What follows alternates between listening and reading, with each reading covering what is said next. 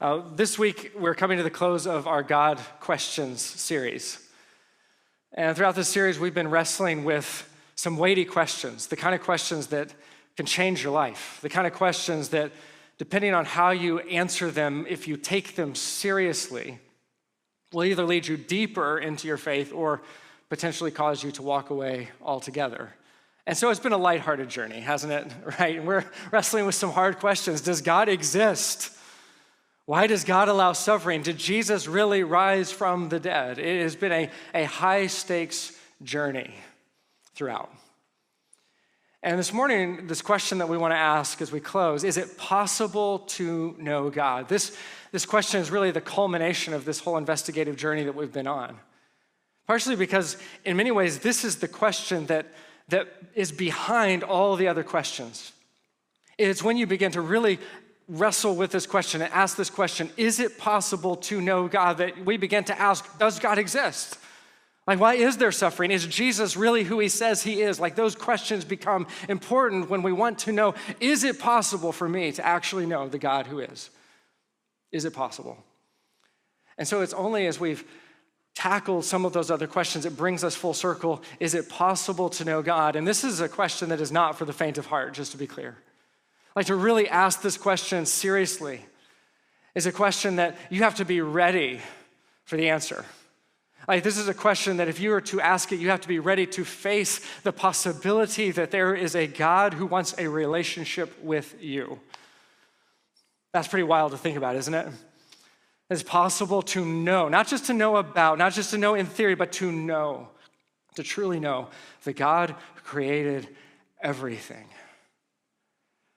There's a growing phenomenon right now where more and more people are going onto ChatGPT and other platforms, and they are seeking to commune with God through AI. They want to communicate with God with AI, not just asking AI about God in theory or asking AI religious questions, but actually speaking to AI as though it is God or whatever supernatural power that they believe in. And AI is responding as if it is God. Is giving them answers to their deepest questions, their spiritual questions, giving them spiritual guidance, which is all extremely wild and disturbing. But see, the reality is that there is within all of us this desire, this longing to connect with the transcendent. Ecclesiastes 3:11 says that eternity is written on our hearts. It's been set on our hearts. We feel the weight of something greater than ourselves. And we are all searching for a way to fill that infinite longing of our souls. And what we're searching for, whether we realize it or not, what we're searching for is God himself. The philosopher Blaise Pascal, he explained it this way. He says, what else does this craving and this helplessness proclaim? But there was once in man a true happiness, of which all that now remains is the empty print and trace. This he tries in vain to fill with everything around him, seeking in things that are not there the help he cannot find in those things that are. Though none can help, since this infinite abyss can only be filled with an infinite and immutable object. In other words, God himself.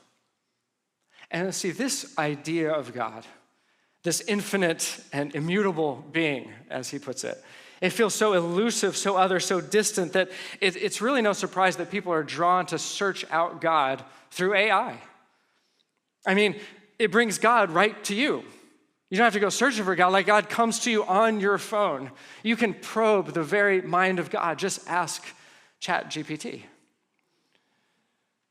of course, this isn't a new impulse. Throughout history, humans have looked for ways to connect with God, to commune with God, to reach out to God, to find God. Everything from seances to different types of meditation and ritual and sacrifice and drugs and hypnosis. And you go back to Jesus' day and the people, the religious people of his day, the common belief was that you had to connect with God through keeping the law, through sacrifice, through ritual. But when Jesus was asked, how do you get to God? How do you know him? How do you connect with God? Jesus gave the most extraordinary answer ever recorded. In John 14:6-7, it says, Jesus answered, I am the way, the truth, and the life. No one comes to the Father except through me. If you really knew me, you would know my Father as well. From now on, you do know him and have seen him because you've seen me. Talk about a bold claim. Like there is nothing subtle about what Jesus is saying here. He is making an exclusive claim that to know God, to get to God, is only possible through him. Which, if you're taking Jesus seriously, can almost sound kind of offensive. I mean, Jesus, how can you really say that you're the only way to God? I mean, aren't there lots of ways to God? Aren't there lots of different ways, different paths that people find to experience God, to find God? Jesus, how do you have the nerve to make such a claim as this? And to say, Jesus, you're the only way to God, isn't that dangerously intolerant and narrow-minded, not to mention arrogant? Can anyone really say that their way is the way? There's an old story, an ancient story. It comes out of India. You find it in some of the Buddhist and Hindu literature. And it tells the story, a parable of blind men who stumble across an elephant. And the way the story goes is that these blind men, as they come to this elephant, each one of them grabs a different part of the elephant. And each one of them, because they're blind, they grab hold of the elephant, and then they imagine that the elephant is what they are experiencing alone. And so the first blind man grabs hold of the elephant's leg, his big, thick leg, and the blind man says, oh, the elephant is big, thick, round, like the elephant is like a tree. But the second elephant comes to the elephant, or the second blind man comes to the elephant and comes to the side, and he puts his hands on the side of the elephant, and it's so big and smooth, and he says, oh, no, the elephant is like a wall. And the third blind man says, no. The elephant is like a rope because he has hold of the elephant's tail.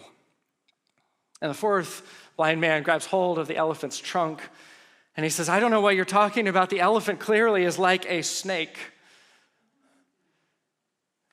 And the last blind man, he grabs hold of the elephant's tusk, says, no, the elephant is like a spear.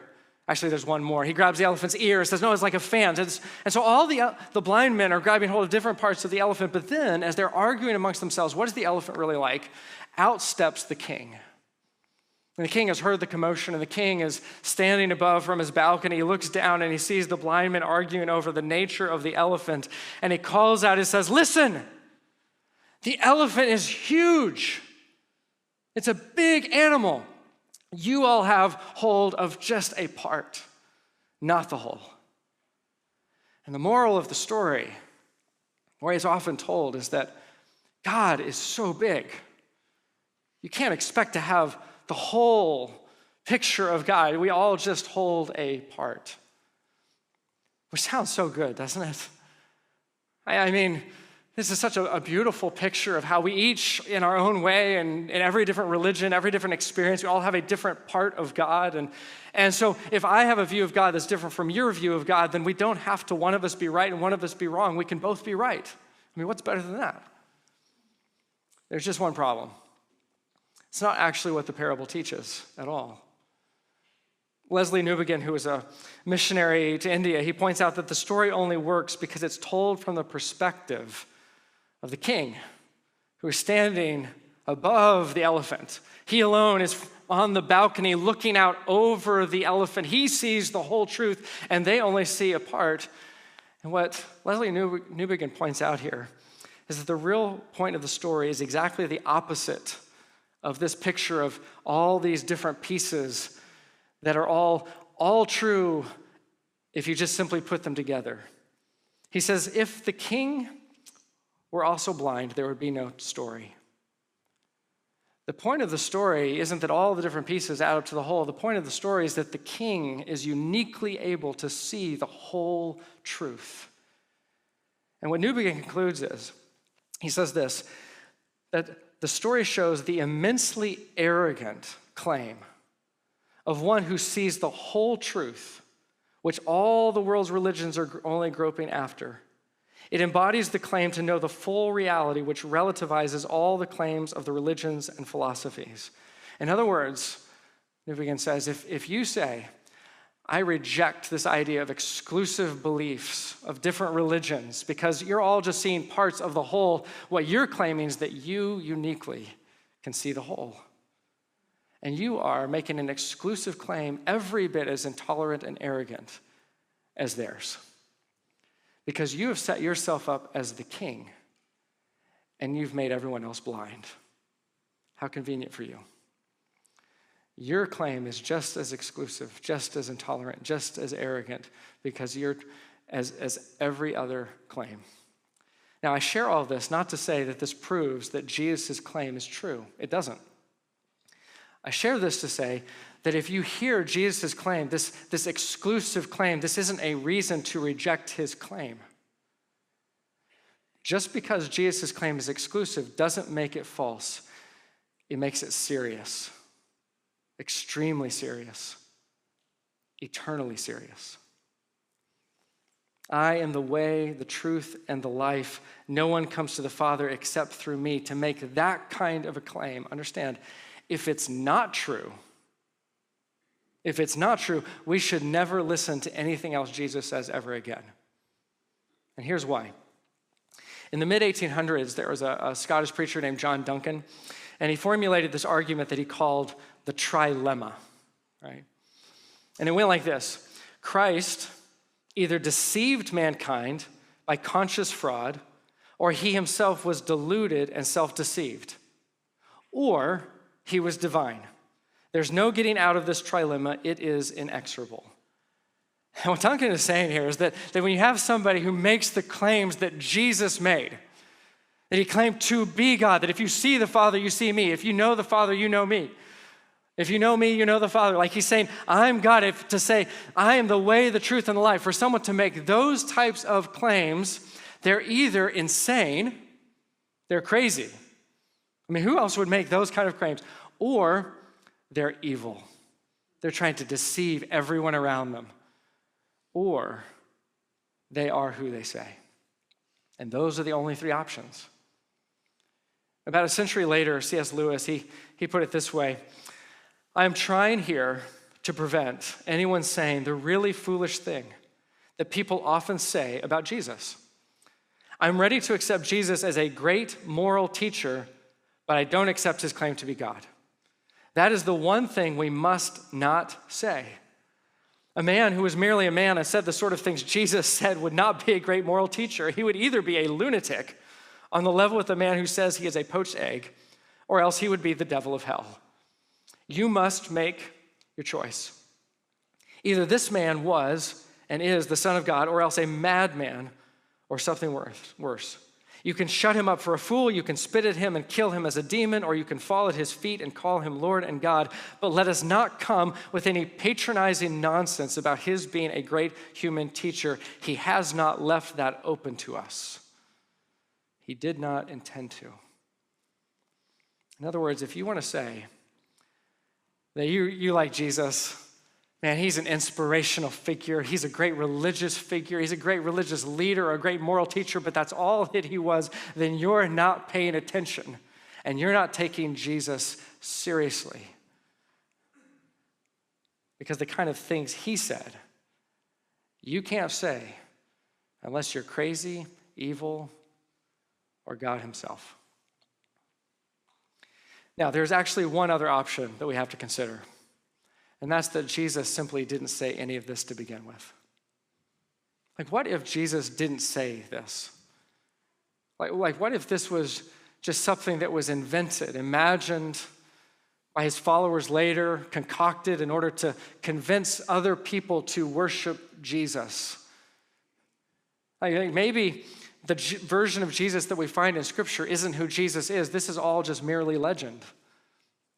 Maybe Jesus wasn't either a liar, lunatic, or God. Maybe he was just an ordinary man who was mythologized by his disciples.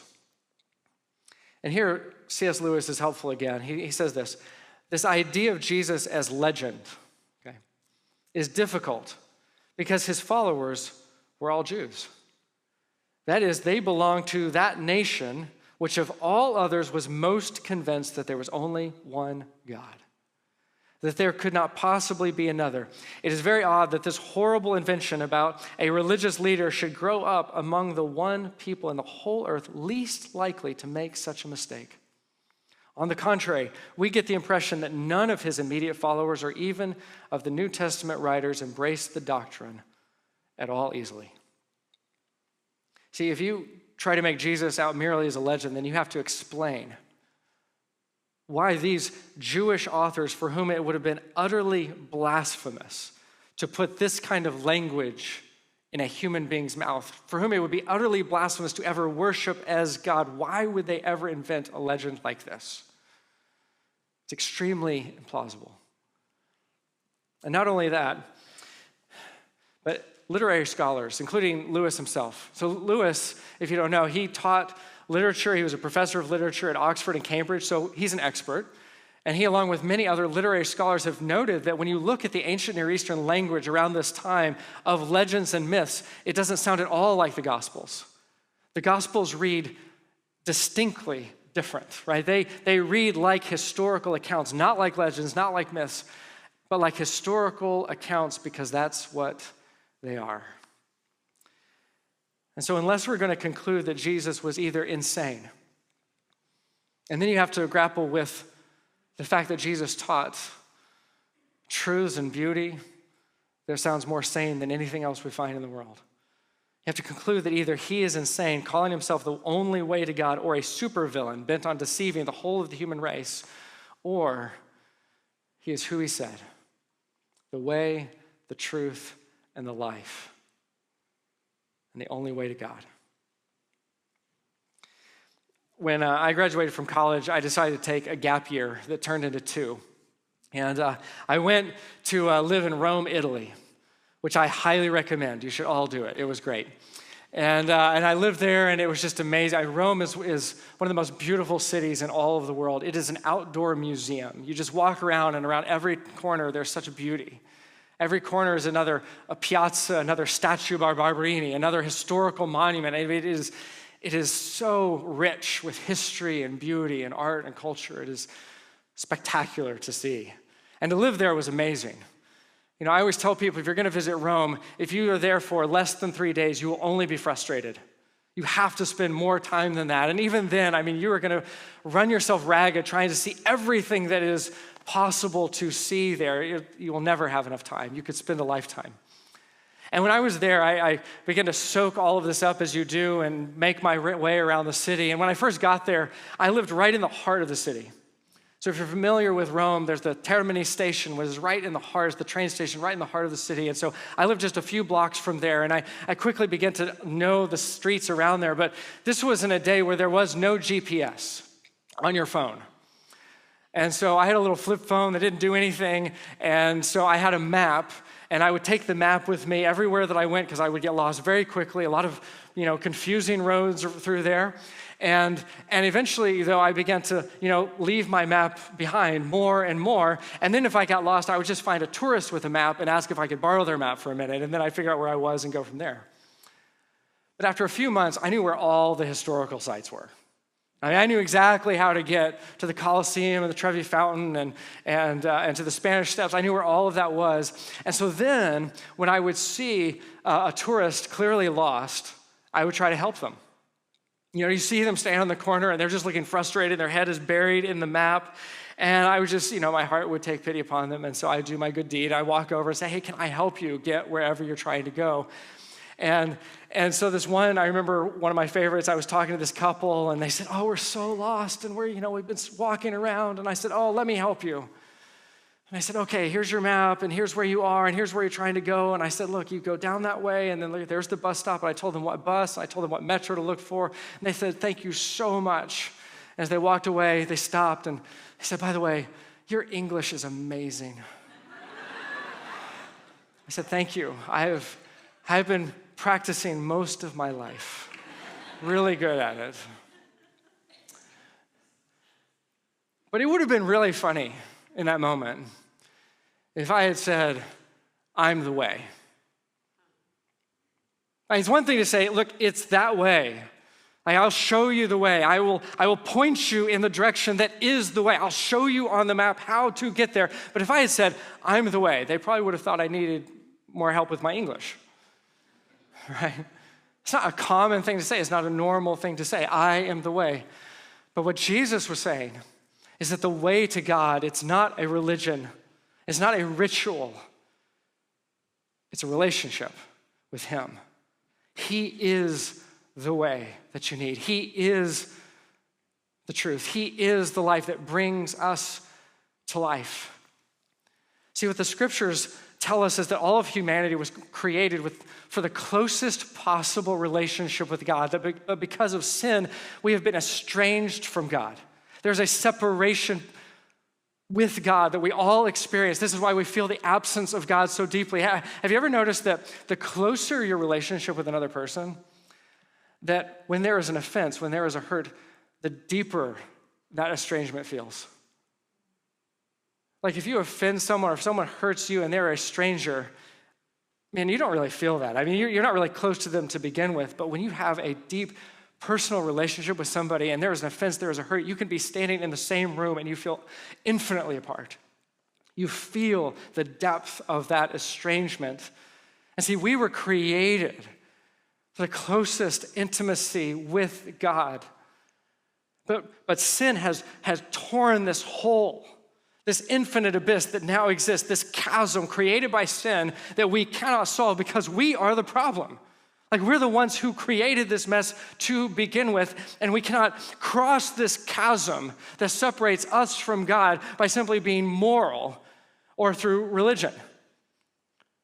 See, it's easy to think that maybe if I could just, be a little more faithful with my prayer life, if I just pray a little more, if I'm just more consistently going to church, if I just say the right prayers or practice the right rituals, or maybe I'm just a better person, that will eventually earn my way across the chasm to God.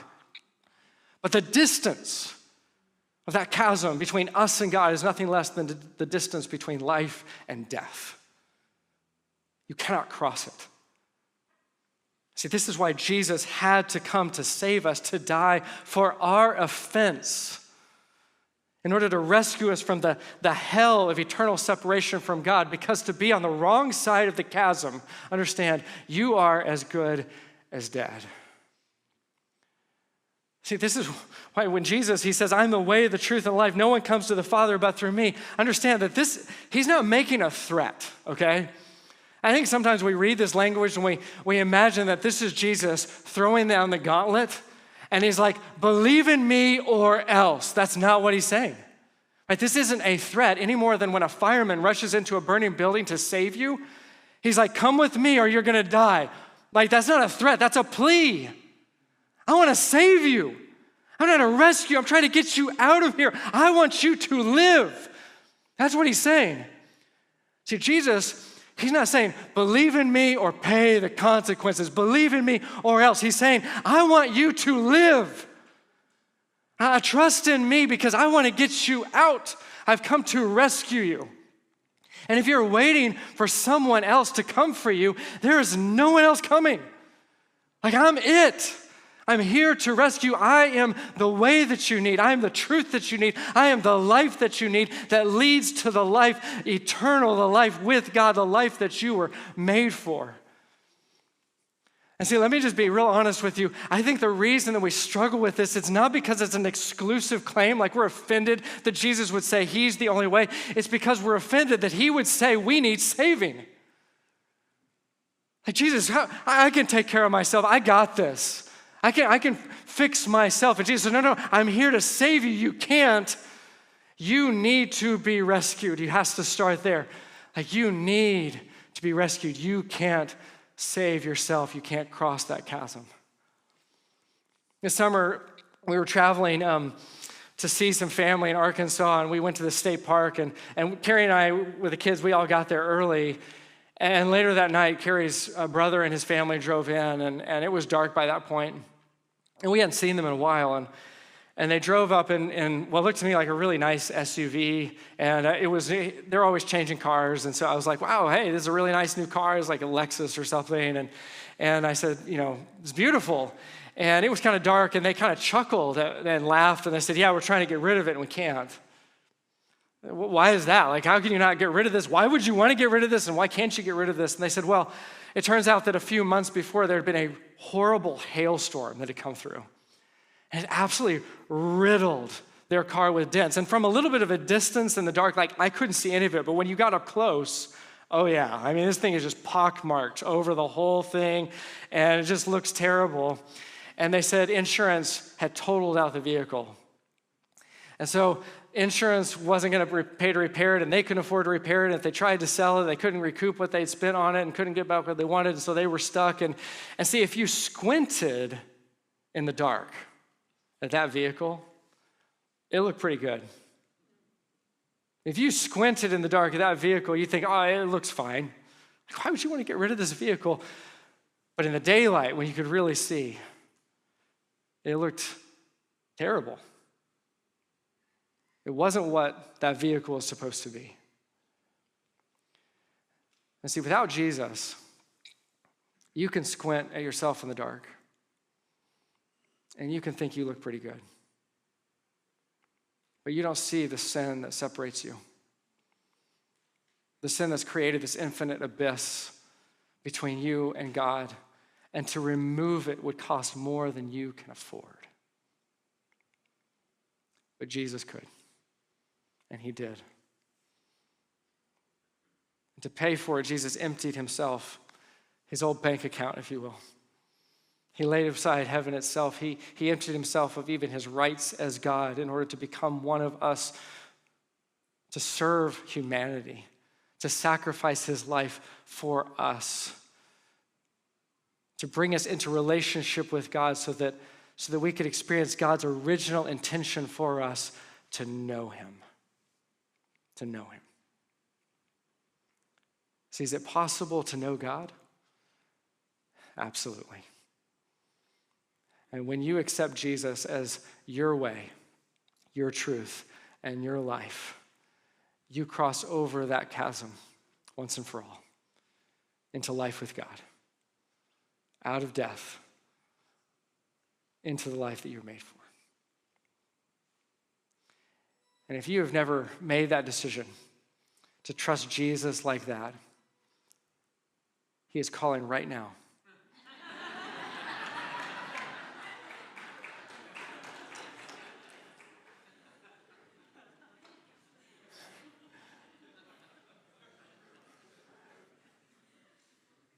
He is waiting for you.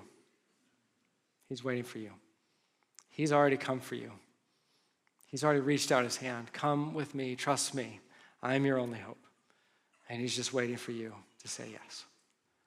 Would y'all just bow your heads with me for a moment? As we close, if you're here this morning, and maybe you've been wrestling with some of the questions we've wrestled with these last few weeks, and maybe you've come to this place where you're facing this reality that God wants a relationship with you, and it is available through Jesus. And right now, you can cross that chasm, that infinite abyss, into a new relationship with Jesus, out of death and into life. And it's so simple. You simply have to believe that he is who he said. And to say, Jesus, I give you my life. I'm trusting in you for the forgiveness of sins, for the hope of life that I need, of eternity with you. Jesus, I give you my life because Jesus came for you. He came for you. Lord, if there's anyone here right now and they've come to this moment of a personal encounter with you, it's the only way to you. Lord, I pray that right now they would have the courage to set aside all the excuses that we make, all the questions that we have. There's always more questions. And in faith, to commit their life to you. To say, Jesus, I don't understand everything, but I give you my life. Jesus, I believe you are who you say, and I give you my life. Jesus, I know you came to save me from my sin and to give me hope. I give you my life. And if you just pray that prayer, I want you to know that Jesus has heard you. And this is just the beginning of a journey. It's not the end, it's just the beginning. Father,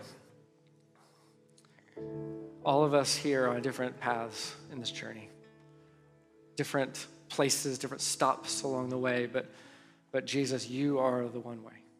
You are the one truth. You are the one life that we need. And so, Lord, as we have diverged, bring us back to you. If we've tried to create our own eternity, bring us back to you. If we've wandered away, bring us back to you. If we have tried to earn our way, bring us back to you. Lord, that we can follow you out of death and into life. Lord, we pray all of this in your name. Amen. If you pray that prayer this morning, if this was the first time you've given your life to Jesus like that, then I want you to come. We're going to have a Q&A, and I'd love for you to come and talk to me afterwards, if you can stick around. If not, we have a welcome table down there. There's someone there who can help you. Just begin to have that conversation, because like I said, this isn't the end. This is just the beginning of your journey, and we would love to walk it with you.